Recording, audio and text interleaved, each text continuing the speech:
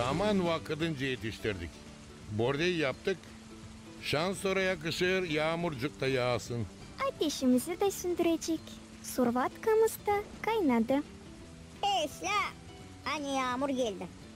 Ne çünkü çiçi tanesi bulacaktı. Avşamlayıcıydı giyince.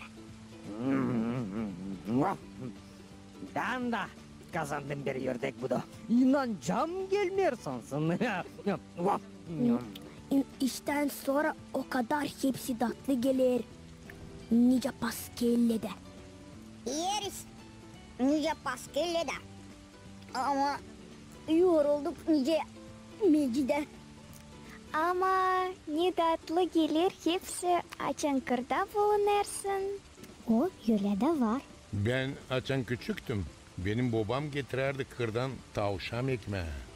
Nice anlama tavşan ekmeği. O ekmeği hangisi kalar değil miydik? Babam getirirdi kırdan. Ona biz derdik tavşan ekmeği. Sansın şimdi o tadı duyarım.